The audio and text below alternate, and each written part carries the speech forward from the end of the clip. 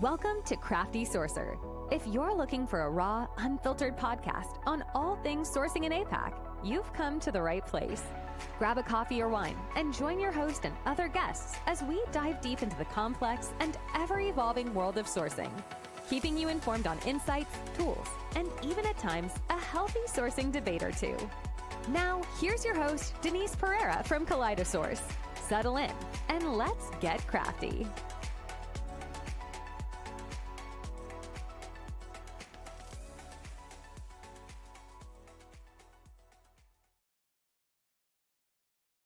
Everyone, welcome back to another episode. Look, today I'm not going to get into anything as an introduction because, to be honest, this man needs no introduction. In fact, what we're going to do is we're actually having an amazing banter. It just started off, to be honest. So Steve, let's talk about. We were talking about you being an advisor and a founder. And one thing I do love about you is your no bullshit approach, right? So let's talk a little about what we were just talking about and carry the conversation on.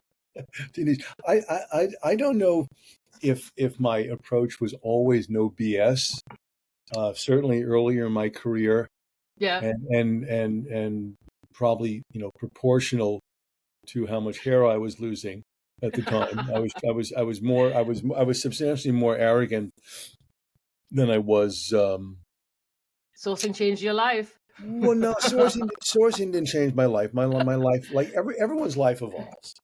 Absolutely. It's like none of us, well, not many, very few people consciously choose recruiting as a profession. Mm. The ones who, most of us who've been doing this for a long time, we say we didn't choose recruiting. Recruiting chose us. And early on, full life cycle. It wasn't even called full life cycle when I started. I'm not going to perfume pig here. I am 65 years old. And I received my engineering degree in 1980.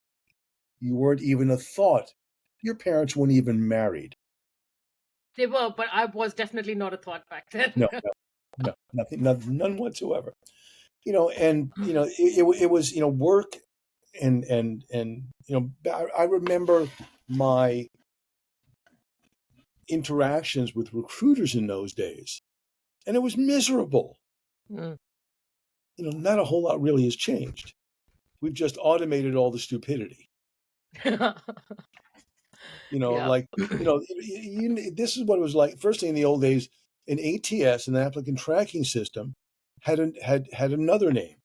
It was called a physical file cabinet. Mm-hmm.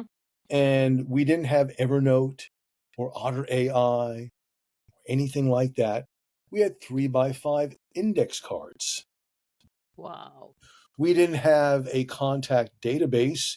We didn't have things which we could find our phones. We had a Rolodex. The good old Rolodex. Good old Rolodex. And, the ability, there was no such thing as defining the total addressable market. There were Booleans, but mostly for those of us who were engineers and took a lot of math, we knew what Booleans were. That was the easy part. And then along the line, these things called personal computers came on board. Yep. Roughly, I remember putting them in when I worked for Pitney Bowes in the 80s. The engineer, brought the first PCs into the company. They weighed 20 kilos. Yeah, they were massive back then. Massive. And when you turned it on, it made a sound that, sounds like my knees. It was like, the discs were spinning. It was horrible. And there was no network. I remember writing, software to allow machines, different types of manufacturers to talk to each other. It was wild. The reps came in and go, you can't be talking. I said, look, really, this is a deck. You don't know what a deck is, but if you look at PDP-11, you'll see an old computer that we used to refer as the boat anchor. These are such new terms for me, by the way. PDP-11. That's okay. Your life will be no richer for it. I can guarantee you that. PDP. Maybe you can impress somebody at a tech meetup. Probably One day. but then they'll still look at you. They'll still give you the golden retriever head tilt. Mm. Or I'm sorry, the blue kneeler head Yeah. tilt. But along the way, I didn't find recruiting. Recruiting found me. I'm not going to tell the story. But over the course of a couple of decades, I made a ton of errors. All of us did. We thought maybe we had ESP. Like take a resume, hold it up to our forehead. Good fit. What, are you kidding me? Just because, when you were 13 years old, your friends told you secrets, you felt you had some sort of innate ability to sense things? Spidey sense? No, you didn't. Spidey sense comes from experience. It comes from successes and failures. We know early in our career, we made some of the most god-awful, inhumane mistakes. How was biases like back then? I'd imagine, like, obviously not having what we have at our fingertips now. Like, biases are biases. Biases are a product of genetics, of socioeconomic status, of upbringing, of parenting, of the people that you surround yourself with.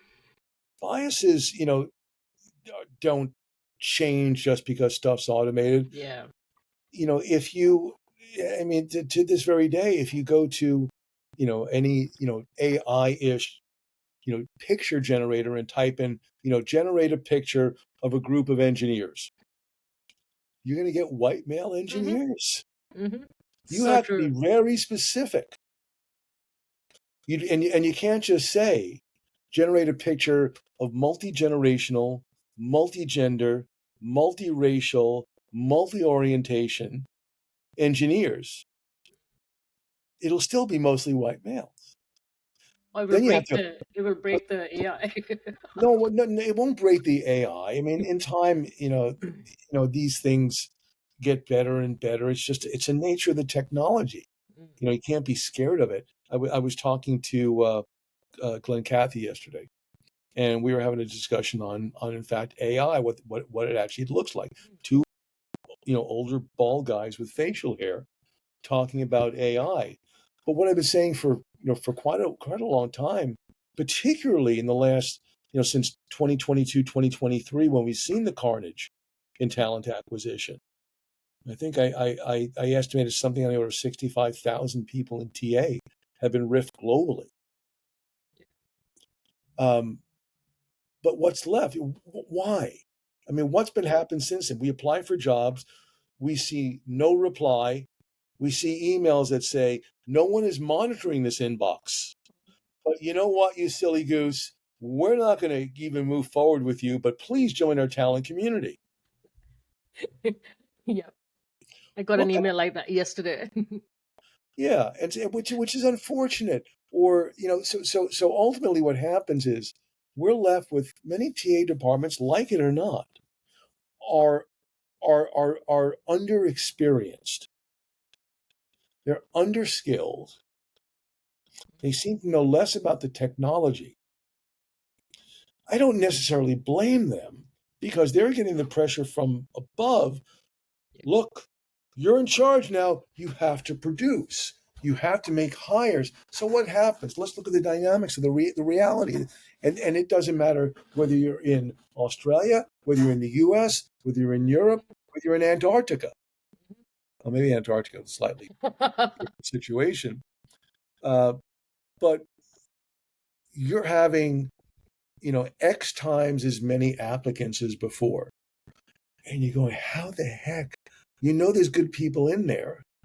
But you realize, I don't know how to parsimoniously go through all these people and give them an experience that warrants them at least feeling good about the company.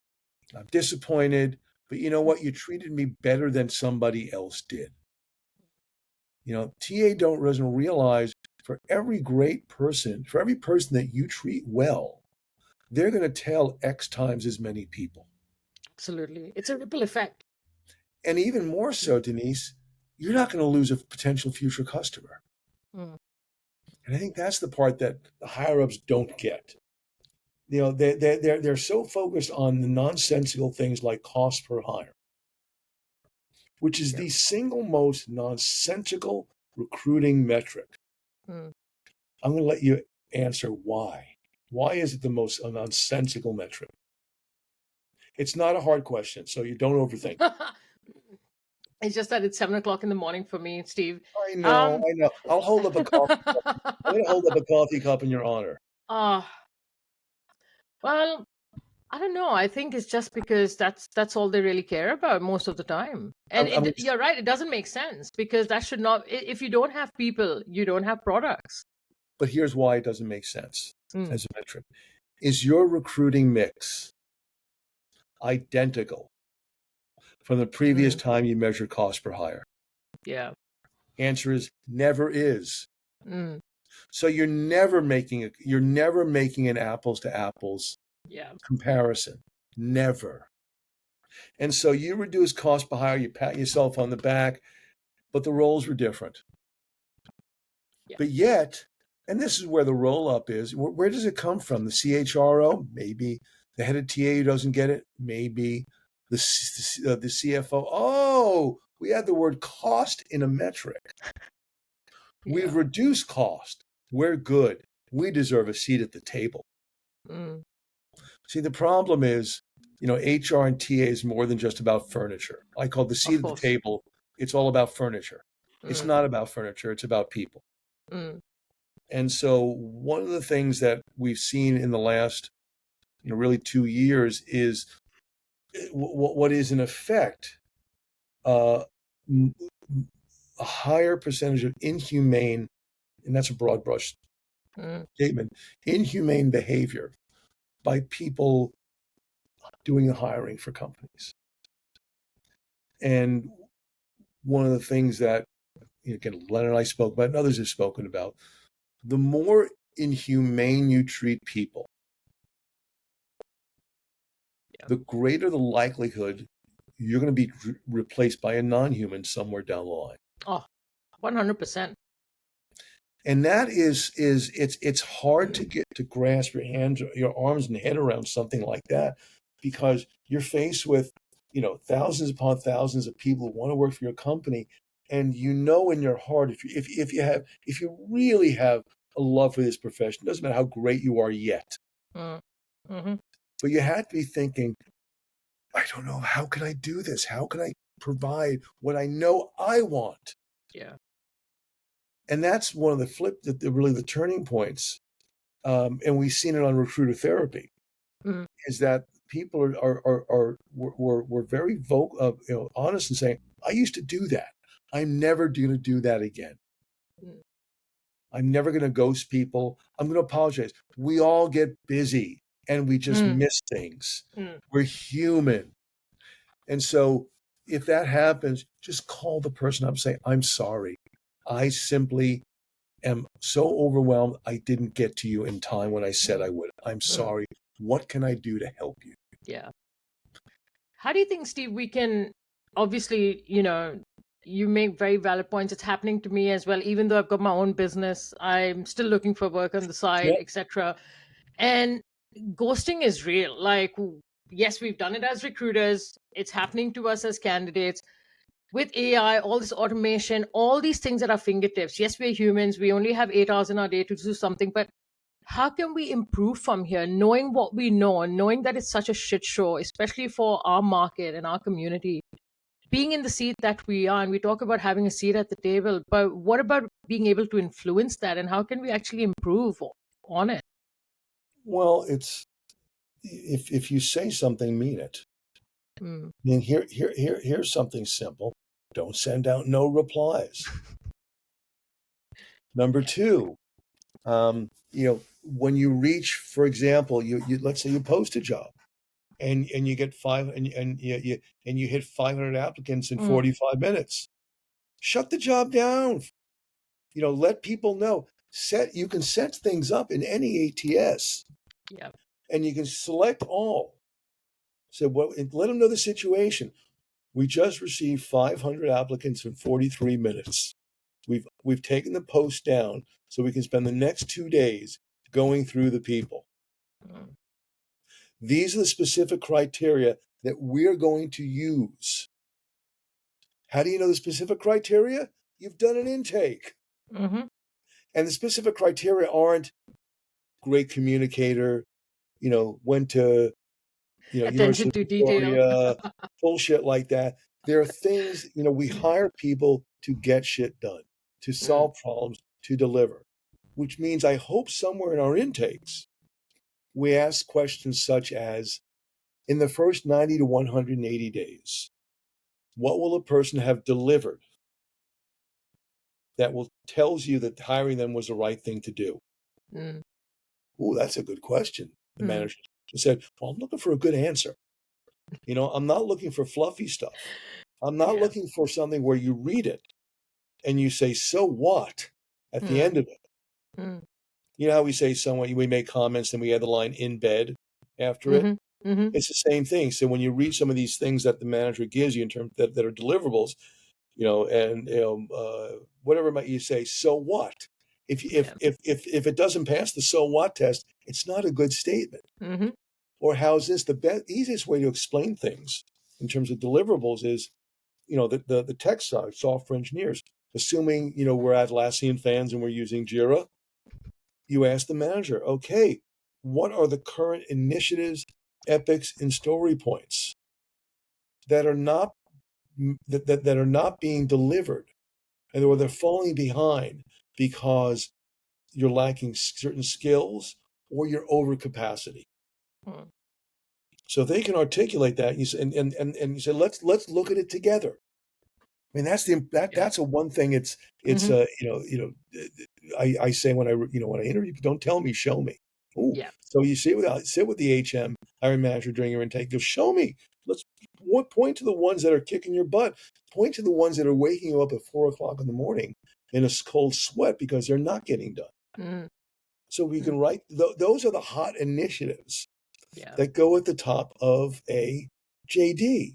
And so when you get to the point where you have 500 applicants and you send them an update, you can say, we're looking for people who have done boom, boom, boom, who can do these things. Sanitized a little bit because you don't want to say exactly what's in Jira. Mm-hmm. And said, we're going to go through and look for evidence of those things. Yeah. No, well, here's the things. Here's what happens. I've done this. Number one, people say they will thank you.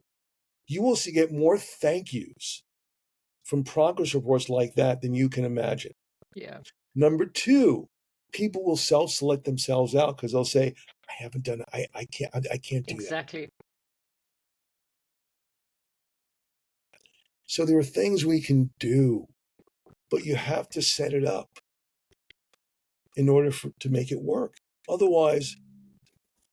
And why do you think that is, Steve, that we don't do enough of that? Is it because we tend to put in the too hard basket, or we tend to feel like, hey, we have too many tasks in the day to do, so this is not a priority, even though it's part and parcel of our jobs? That's partially it.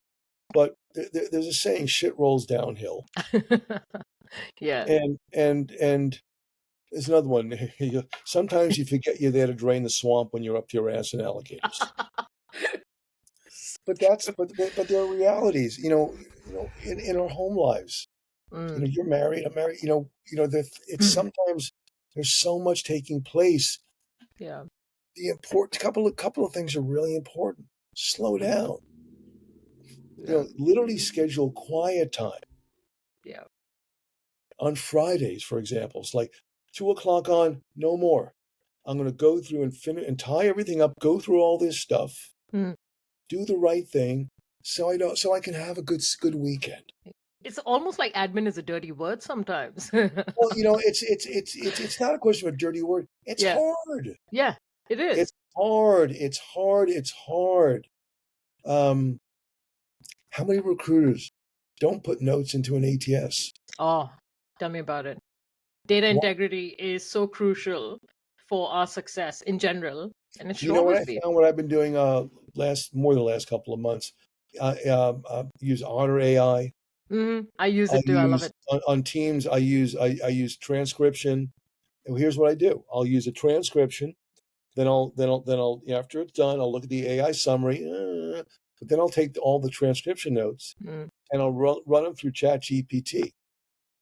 And I'll say, whatever the role is.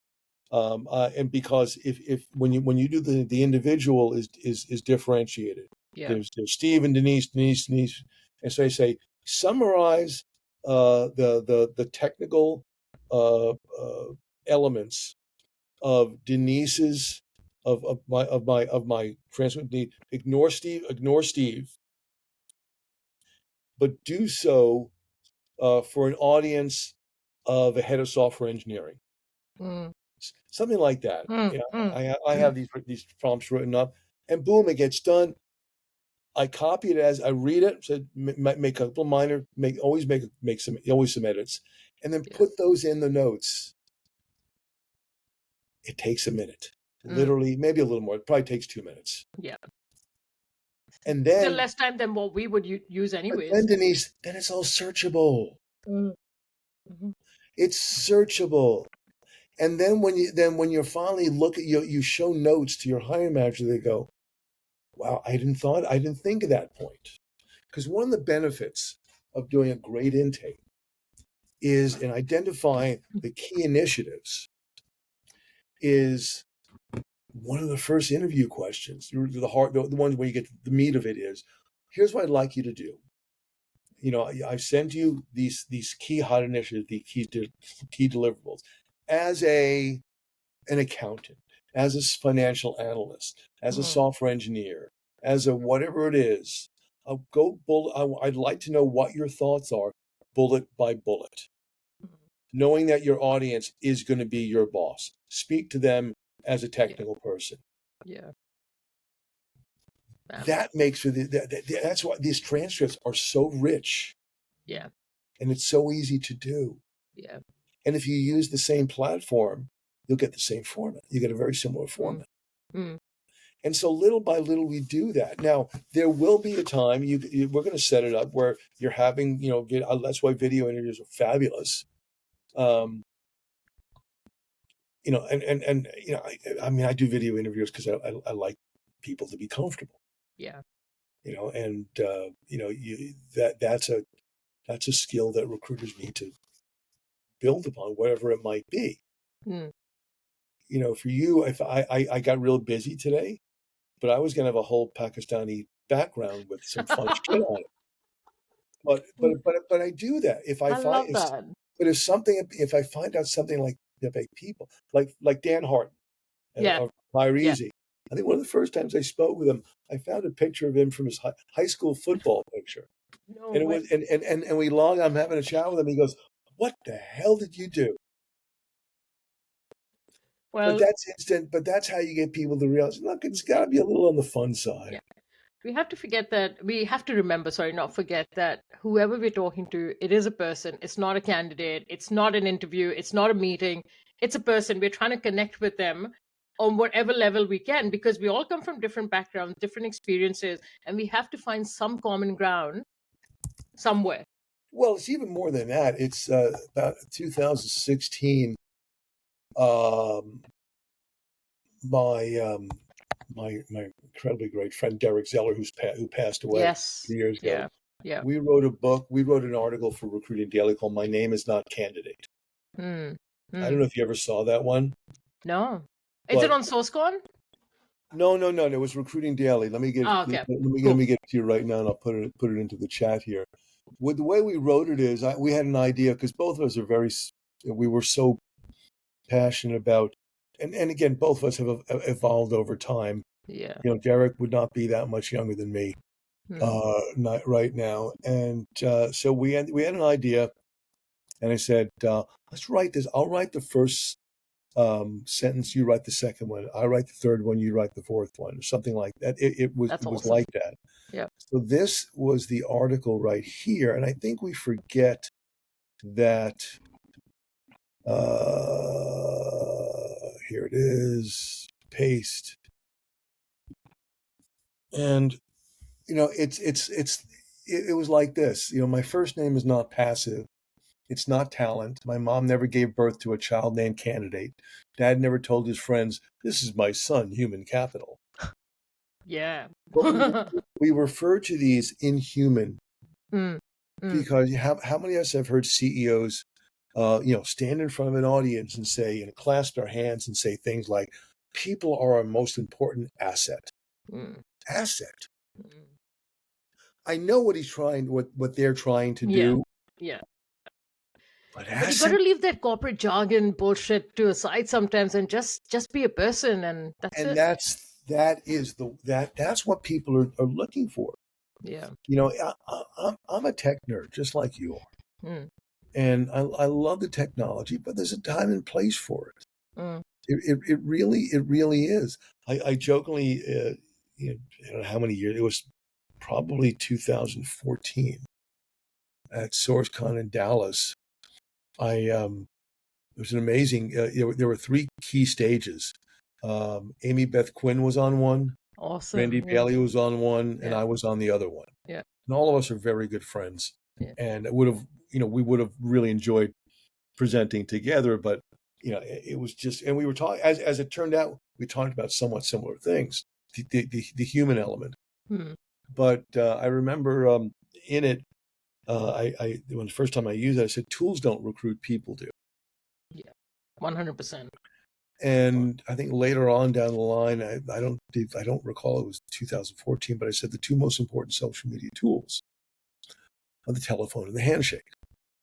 And it's somewhat, yeah, but the telephone, the high five, that human touch, it's important, to look someone in, be able to look someone in the eye. Have just having telephone screens. I hate telephone screens. Mm, mm. I never liked them as well, on the job search side, and I Yeah. certainly don't like them on the recruiting side. Yeah. Yeah. But we simply started realizing, Derek and I, that there's a lot of fear out there. And there's a lot of fear from people who, you get so caught. It's like quicksand. The more you struggle, The more you sing. the more you sink. Mm. And we've seen that globally, especially since COVID. Yeah. And, the solution to fear is humanity. Mm. You can't,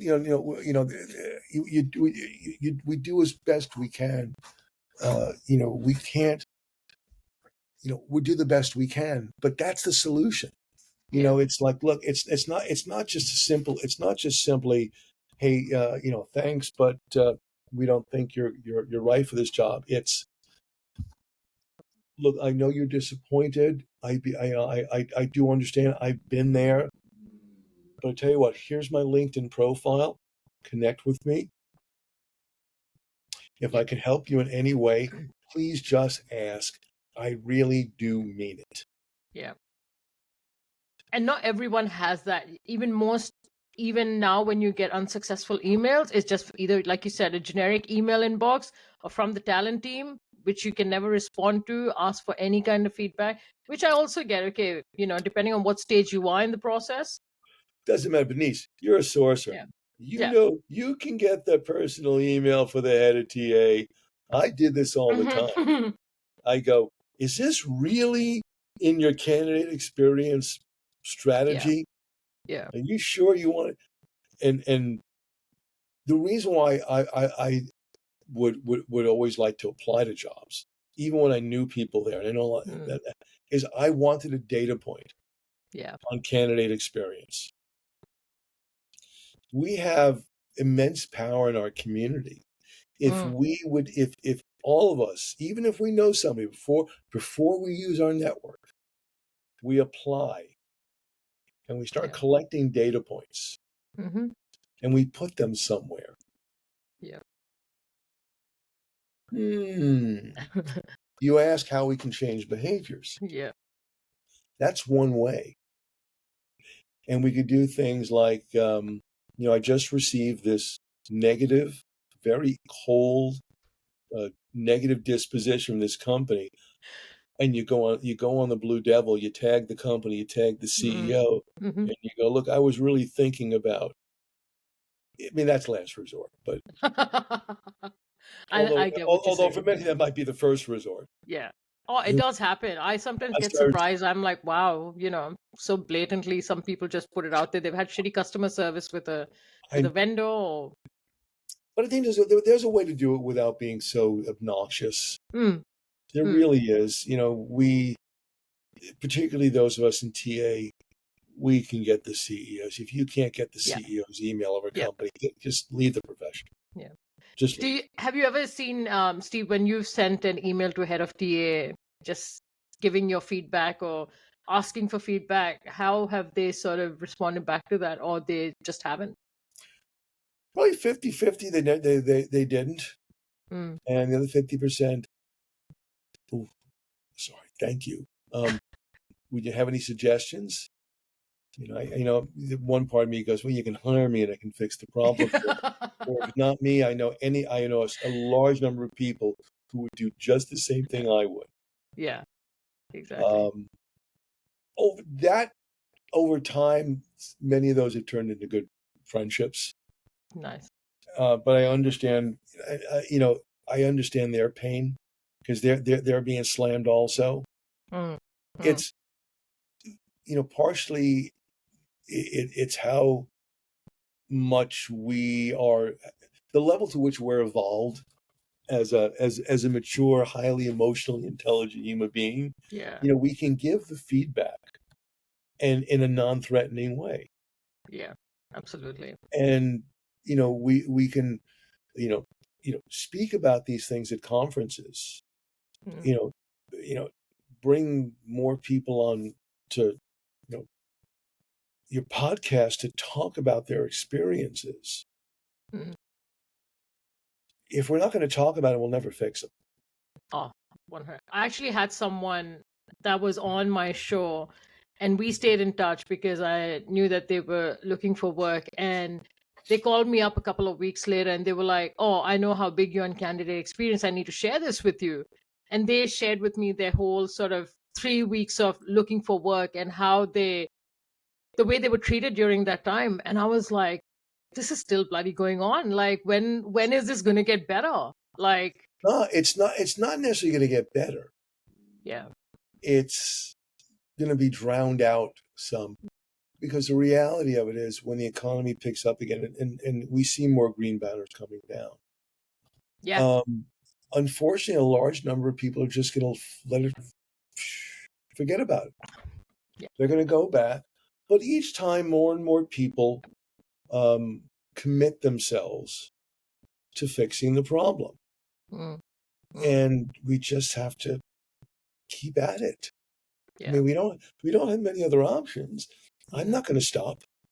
Yeah, exactly. You're not going to stop. All the people who are my friends, they're not going to stop. No. And we're going to call people out on it, and we're going to, shout, get to the top, go to the mountaintops and shout it out. I'm not going to shout people down. I talk to anyone who wants to talk to me about it. I'll spend time with it. I allocate 3 hours a week for this at least. Well, it's probably more than that. More than 3 hours for helping people just pro bono. Because I mean, the other option is, number one, I can't get paid for it all the time. Yeah. So I'm not, that doesn't mean I'm not going to help, but so I might as well help, and maybe down the line I'll get paid for it. You should, Steve. You give so much to the community. I mean, come on, you've been in this field for God knows longer than I can even think about what I've been doing. God does know how long I've been doing this. I've been recruiting for 38 years. Oh my God! Wow. But you've seen it all. You've seen sourcing evolve, like from what it was to what it is. How do you think, with the use of AI? Well, obviously we have to talk about AI somehow in this. How do you think what's going to get automated now for us? What do we need to be thinking ahead of? Let it out, Steve. Let it out. No, it's not a bad thing. I'm so looking forward to RecFest here in the States. The one in the UK? Oh yeah. No, the one in the UK was I spoke there in 2019, on Hung Lee's stage. Mm. That was a blast. The recruitment, the Wreckfest people, Jamie and Bobby Leonard, man, do they put on a show. But we also have the one in the States. Last year, Nashville, I believe we Nashville, had yep. something like 977 attendees. Wow. I will not be surprised if we cross 2,000 this year. It's on my bucket list to attend one of these Wreckfests, either in the UK or in the US. I will speak to the Wreckfest folks about you as a speaker. No, maybe. When is it in the US? It's September 12th and 13th. Well, I'm going to Pakistan the next month. So okay, maybe who knows? If I have anything good to share, I will. I'm very shy like that. Well, the whole thing, the schedule is pretty much set. For that, Dean DeCoste and I Oh are my managing the Stop sourcing. it. Dean's my bestie. I know y'all are like the real OGs. I follow y'all. I watch all of y'all's YouTube videos. Dueling saucers. Oh my gosh. You have way too much free time. I do. That's why I'm looking for a job on the side, Steve. We'll see what we can do about that. But we're managing the sourcing stage, and we put together a lineup. Wow. Oh, I can only imagine what that lineup looks like. It's going to start with a panel on the future of talent sourcing. Is Glenn Cathy on there? I'm not going to tell you what three people are on it, but they are monsters. Okay. All right. Absolute, by the way, sweethearts too. Really good friends. I have a feeling I might know a few names are popping up, but then you've got a lot of good friends that I've seen in the talent sourcing community. We'll talk when we stop recording. All right. Okay. Cool. Sounds good. But the future of talent sourcing, AI, everything's going to evolve. It's when we first started as a community digging into sourcing. This was the late. I mean, a lot of us were doing it. I remember doing stuff back in 92, 91. Perhaps a little earlier. It's a little foggy there, but formally roughly 98.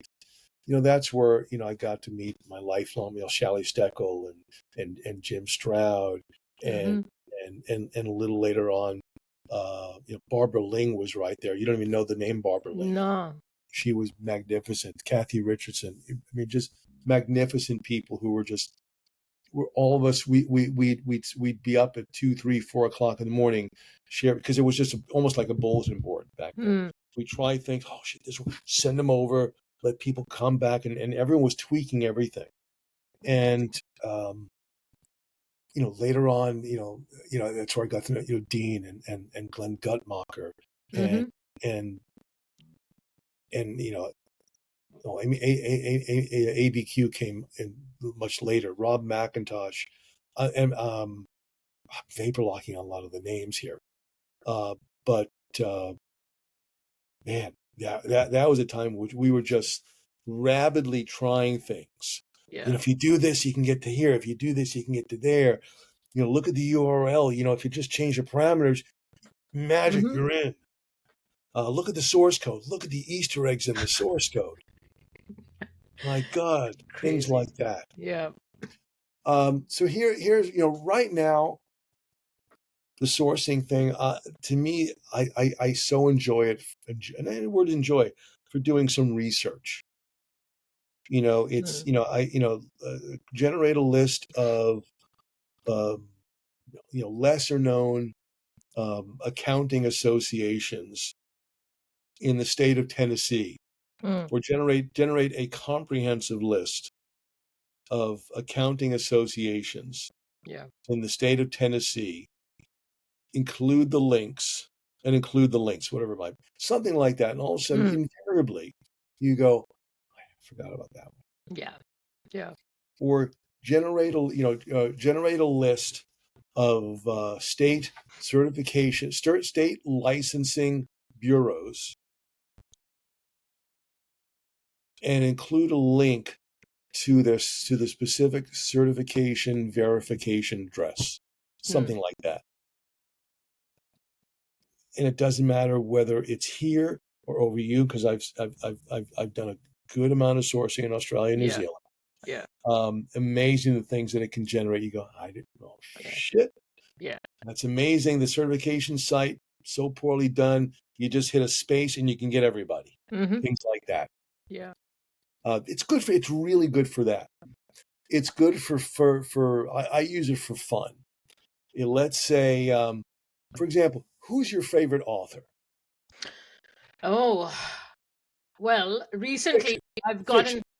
Oh, I don't read a lot of books. Does that make sense? Even though I've got a bookshelf behind, I've got heaps of books. I don't read a lot of books. How's this one? Let's. I'm going to try it here. I'm going to go here right now. I'm going to go to. Where are you? Where? What did I do? In Melbourne. In what? In Melbourne? No, here. I'm going to show you what I'm going to do. I'm going to go. You watch here. I'm going to go to. My site for doing quick and dirty. I love Grok. GROQ.com. Oh, yeah. Yep. Because it's free and it's fast and you can change your LLMs. Why is it good to do different LLMs, you may ask?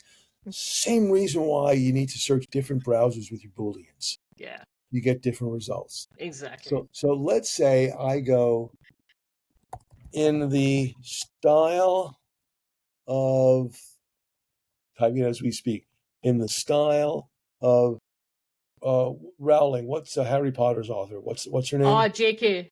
Rowling. J.K. Rowling. Yeah. Generate a recruiting message to a head of software engineering based in Melbourne, Australia. In the style of J.K. Rowling, in the style of an Australian. Good day, mate. Good day, mate. Australian J.K. Rowling. Generate a recruiting message to a head of software engineering based in Melbourne, Australia, about a role heading up all technology development for Victoria's largest retailer. Go for it. Here's what it said. This Good day. is gonna be fun. As a fellow Melburnian and tech enthusiast, I'm thrilled to introduce you to an extraordinary opportunity to lead the charge in shaping the digital future of Victoria's largest retailer. And as a head, now it's kind of sucky, but it didn't. Notice what it didn't start with. I hope this email finds you well. But that's what happens. So let's just do something else. I'm going to copy this one here, and I'm just going to do a simple one. I'm going to go generate, and I'm just going to say, generate a message to head of, I'm going to take the part about J.K. Rowling. Yeah. So I'm going to do this now. How about Shakespeare? Oh no, that would be We'll get there. Actually, let me try one. Not a message. Let me go generate, and this is where I messed up because I wasn't thinking it. Generate a recruiting outreach email. That's it. Okay, that's it. So it said generate a recruiting outreach email. Subject: exciting opportunity to lead technology development at Victoria's largest retailers. Dear name, I hope this email finds you well. It says, I came across your profile and was impressed by your experience and achievements. Next paragraph, blah, blah. I am reaching out to you. Again, you see. Sounds like LinkedIn. LinkedIn, it sounds like what most people do, what agencies do around the world. It's the same thing, Denise. So you ask the question, what is it good at? Is it really good? Can it be good for writing outreach? Yes. Mm-hmm. Let's say if from a personalization standpoint, you find out the person's name, and let's say you find their Amazon book list, and they like a certain author. Mm-hmm. So then you can say in the style of. Yeah. The more descriptive, detailed, nuanced, descriptive you are, Yep. the better it will be. Absolutely. That being said, I'm still going to read it, and I'm going to go, nah, I got to tweet. That's not perfect yet. Yeah. So that it can be used for things like that. Yeah. Unequivocally, it can be used for at scale assessments for high volume recruiting. I wrote about that. Did you ever read my article back in 2016? I've read a few of yours. But that was the one that I wrote a week after Rob McIntosh wrote his great article. Also, we wrote them as a couple, so to speak. It was called "Artificially Stupid Recruiting." You never read that? Artificially Stupid Recruiting? I'll have to. No, here, I'm going to give it to you. I'm going to put it in the chat for everybody. I'm going to share these links when this goes live. Yeah, and so that's what this was. And really shout out to Jim Stroud, who's doing a great job over at Source. Love Jim. Fantastic. Gosh. Fantastic. He is just fantastic. But it was this one. Right. And it's important to understand, Rob wrote a week early about AI recruiting, and we did this together. And next week I pushed this one out, but there are still limitations. We're both proud of the fact that 8 years later, both these articles resonate as if they were written today. Yeah. But it's not there yet. So, but in terms of doing research, transcription, high volume stuff, unequivocally can be used to go through a lot of things. That doesn't mean that using AI means your pre-work, your foundation work is any less. Yeah. Because you have to quote train it. Exactly. It's great for summarizing interview notes. Love it for that. Sourcing, no. If people, I was actually having this conversation last night with someone in India, and we were talking about how in their training, they talk about AI. But having said that, if people, let's say recruiters who are not familiar with Boolean or the basics of Boolean, go to ChatGPT and they ask it to put a Boolean string, it's horrible. It will give it shit. It's horrible. It is unequivocally horrible. It's like Vegemite. Yeah. I'm just saying. I mean, I may say my first trip to Australia, I think, was 1988.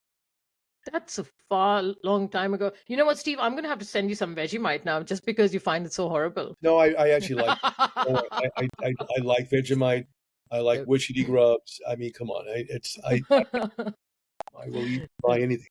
But the funny thing is, we flew into Melbourne something on the order of September 23rd-ish or so, maybe. So it was coming into winter, the fall-winter season. We got to our hotel, I guess, like 11 o'clock in the morning. Yeah. And the back door of the hotel opened up onto an alleyway right adjacent to PricewaterhouseCoopers, PwC. And one of my friends who I was with was going to be starting there at PwC when we returned from our trip. Yeah. And so and that was when we learned about my shout. And it was all downhill from there, completely downhill from there. Yeah, when I first moved here, it was quite a bit of a culture shock in the sense that I had to learn to abbreviate or understand what every word and why it was abbreviated. But now I speak almost like I'm Australian on passport. You're Australian. Yeah. I just don't have the accent, that's all. But I'm still Australian. No, it'll happen. Look, my family is all French. I'm first generation here. So I speak French. Yeah, nice. I have such a mixed bag of family because, like, my great grandmother's 100% Irish, my great grandfather's 100% Portuguese. I was born in Pakistan. My dad was born in India. My mom was born in Pakistan. So, half of the side of my family are all from the UK, from Europe. So it's such a mixed bag. You can't help but Victoria is England. Yeah. They really spread their genes. We watch Kath and Kim. We know. Yeah. Oh, yeah. That's a good show. Oh my Yeah. goodness, it certainly is. But but AI, it's going to evolve, and Yeah. I encourage everyone to try it, play Mm. with it. Don't be scared You of it. don't be scared of it. Just play with it. Mm. You know, you know, research, summarization, ideas, Mm.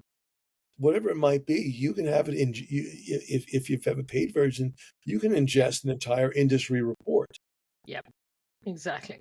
and say, how would create, generate 10 10 summarize this report in 10 bullets, in 10 Mm. statements that Mm. would appeal to a whatever the title is. Mm. Mhm. It's a start, and You've over got to tell it time, what to do.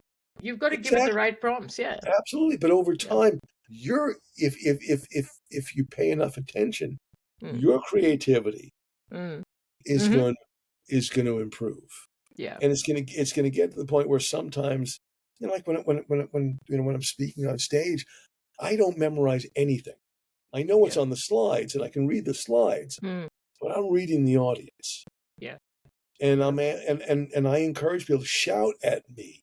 Mm. You know, what do you think? Shout out a question that you have, Yeah. and then magical things happen. That's where I came up with the phrase "in-malling." Mm. I read that actually a few days ago. I saw it Yeah, on your profile, and then it was in one of your articles on yeah, LinkedIn. but I think Katrina Collier was the first one who I was whatever it was 2015, maybe Mm. 2016. I go, this is madness. It's like Mm. you're not mailing somebody, you're mauling them. You're in-mauling. Stop the in-mauling. Yeah.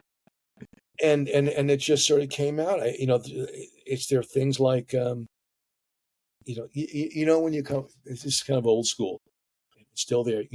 Business card bowls that are at restaurants. Oh yeah, yeah, yep, yep. Where you drop your business card in Oh there, yeah, and yeah. I've gone into restaurants taking the whole thing. I said, "This is a sourcegasm." Yeah. Like, oh my God to everything. It's perfect. Yeah. It's a Yeah. sourcegasm. Or Yeah. like when you come upon a certification site and it's completely unlocked Mm. and everything Mm. comes out and Mhm. you use instant data scraper to pull it Yeah. into a file. Yeah. Magic. Yeah. So there are a lot of things. It's evolving, and the thing about it is, even an AI and Glenn Cathy made a very good point in our call yesterday. He goes, Mm. even an AI generated message is better than most recruiters can do, Yeah. which is sad, which is true, but there's a sadness to it. Hmm. And I think And that's such a telling point about how, at some stage, if we don't get with it and learn to be friends with it at some stage, yes, people are like, oh, we're scared it's going to take over. Well, show your humanness in it, and it won't. you learn it. I mean, don't be Yeah. afraid of it. Yeah. There are people who are saying the same things, Denise, when PCs came on board, Yeah. when Mobile the phones, cell phones. internet, when mobile phones, electric cars. Still saying about Yeah. certain electric cars, which is fine by me. But it's, don't be afraid of it. Learn it Mm. and Mm. ask people. Don't be afraid to ask for help Mm. to, come up to speed on it. Yeah. That's what I'm doing with ATAP, the Association of Talent Acquisition Professionals. I'm doing, I've done 2 weeks, and next week is the third week. I'm going to show them more things that you can do Mm. with GPTs. Mm-hmm. I'm not going to show them how to build one. If they want to learn, they can, I'll do It's maybe. easy to. I just built my talent pool GPT a couple Yeah. of weeks ago. So it's actually very easy. It's not hard. You just have to train it, and you've got to feed it data. That's it. Yeah. And it's a lot like building CSEs. Mm. It sounds Mm-hmm. like it's hard, but there are steps. There's certainly steps to it. Mm-hmm. But try it. Yeah. Just Yeah. try it. There's nothing to be afraid of. Just try it. Exactly. So tell me about the state of sourcing in Australia. Oh, well, I'll tell you why. This was actually one of the reasons why I started Crafty Saucer, Steve, was because one of the things in in Australia that I started to notice was that there was a lot of, I wouldn't say backward thinking, but people still haven't come to that midpoint of understanding the value of what talent sourcing can do and the value that it brings to an organization. As you know, we were always seen as a more junior role, not having the same seat at the table. We're still a little behind, to be honest, and that's why I love going to conferences in other countries, because I feel like other regions are doing it way beyond what we are thinking and doing, and we're still a little far behind, to be honest. But I was talking to Vanessa Rath the other day, and she was saying in South Africa, it's also very, very similar. It They're is. still behind. Yeah. We still need to come to the table and really appreciate, our community and our skill set for what it actually really is. So it's a bit behind.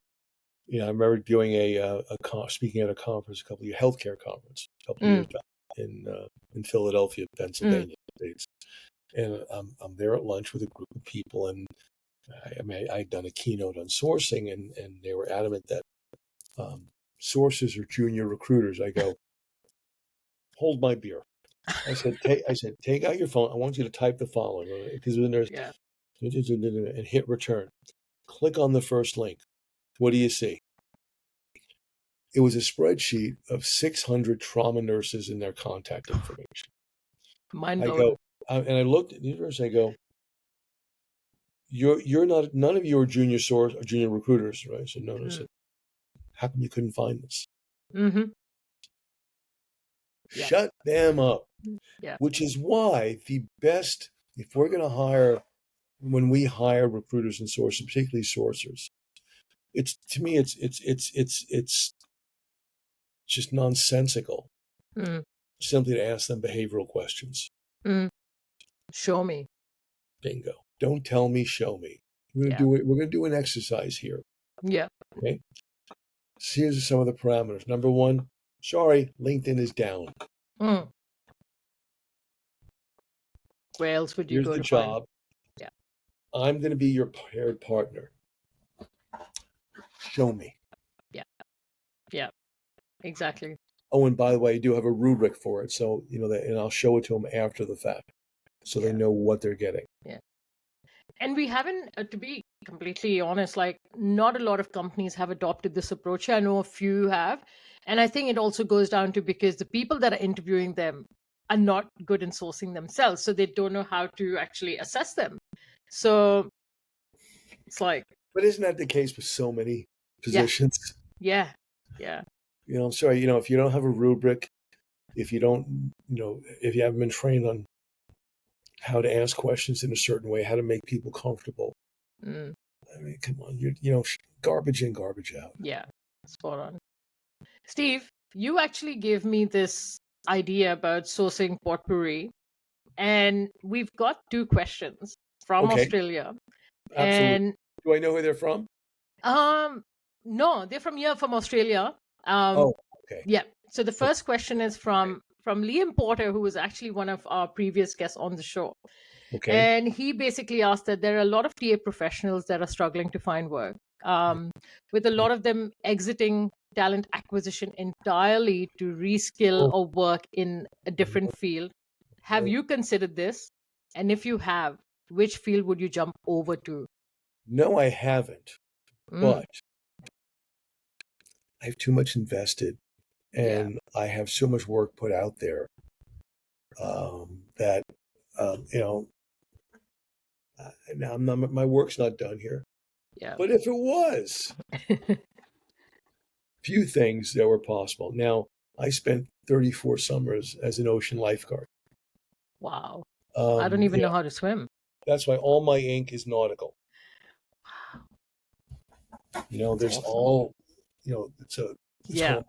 from I rowed rescue boats, competed against Aussie national teams back many decades ago when I was Yeah. younger. Stayed at SLSCs when we were in Australia. Mm. Um, I don't know. Maybe I'll go back to that now. My days are done. My body can't take the pounding. That I had fun. I would do it all the injuries I've had. I would do them all over again. but I'm not going to do them now. Yeah. Little things, you know what? Certain professions truly appeal to me. A forest ranger. Nice. I Okay. I really enjoy being outdoors. You know, a guide or a forest ranger, you know, a park ranger or something like that. Um, that would appeal to me. Mm. Um, Certainly, head of head of a uni's career function. Lord knows they need it. Big time. Even the ones here, massively. It's no look. It's that is a global phenomenon. Uh-huh. There's an association, NACE, National Association of Colleges and Employers, um, and because of the partnerships between unis around the globe. Mm. You know, you know, if I'm mistaken, I think most of the, if not all, the career functions at Australia unis are part of that. That would be a hoot, Mhm. and to show people what work is really like. Yeah. Yeah. And I wouldn't be one. You know, what's funny about many career functions is the people who are the counselors or the heads of it. They say they won't accept the LinkedIn invitation from a student unless they attend some of the courses, Really? which is just Just mind-boggling. being entitled. But they're also giving just some of the most galactically stupid career advice. Mm. And a lot of recruiters are giving galactically stupid Yeah. career advice. Yeah. So who's to blame for that one? Because they feel like the person in front of them probably doesn't know any better. And they don't know what they don't know, but they don't want to find out what they don't know. Yeah. There are a massive number of exceptions. Let's be honest. Yeah. But I wish more were people in career advising spent more time with people in TA. Hmm. That's actually a really good point. You know, here in the States, Lisa Rangel, I've heard the name. Yep. Lisa's a buddy of mine. She lives in New Jersey. I'm in New York. She comes to the recruiting conferences and learns and hobnobs. You know, Mm. her one superpower is that she did once was a recruiter, so she knows. Mm-hmm. Still, you know, she spends time learning and to see what is the mind of a recruiter like. Yeah. And I think that's one thing that we should never forget is that we should constantly be learning. If we are teaching, whatever that is, we should be learning at the same time. That is Jerry Crispin's mantra. I'm a Mm. lifelong learner, Mm. Mm-hmm. and I'm the same way. I am voraciously read articles and articles and articles, just because it helps me. It puts me in a position of knowledge, as Yeah. opposed to a position of um, you know, make believe. Mm. Mm. I'm not gonna make shit up. Yeah. Yeah. So that was one Steve, question. You have another question. You said you had two questions. yes. We have one more question. This is from Mel Fryer. She's also from Australia. Um, there are common challenges that talent acquisition partners face when it comes to sourcing, including the time proactive sourcing requires, but also around being able to continually upskill our sourcing skills as technology changes while needing to be across so many areas of the business, which is like candidate experience, onboarding, culture initiative, etc., with no budget for a sourcing function. How can we overcome these challenges? Take it personally. I mean, Yeah. no, but you have to schedule time for Yeah. yourself. Yeah. I mean, I schedule 2 hours a week. Mm. Well, it's more than just 2 hours. It's in my morning when I have my Hmm. morning coffee. I Hmm. read my incoming stuff. That's when I try stuff. You know, if you know it is when most people read a book, whatever, a real book or whatever, and they come to a word that they don't know. Dictionary.com. What do they do? I go to dictionary.com. How many people just hum over the word? Mm. Don't if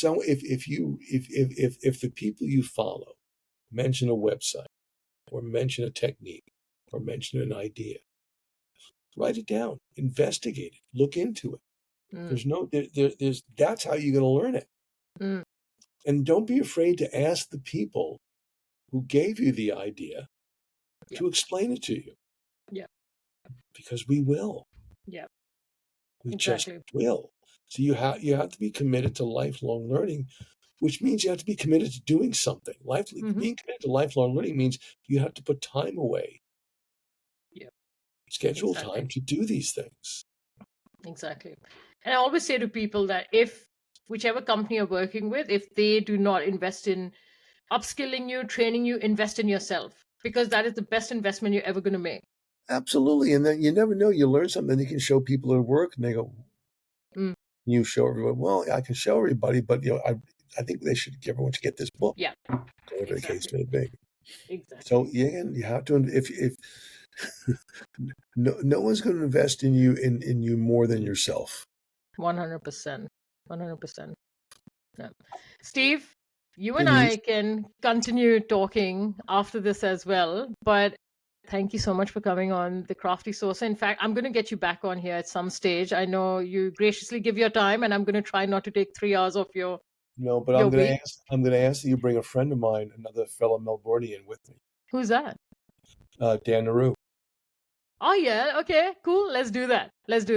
You I know got Dan. to ruin me. Oh, All right, let's do it. All right, we'll do it whenever. I'll talk to Dan. Actually, I'll get in touch with him. Let's set something up. you have his phone number?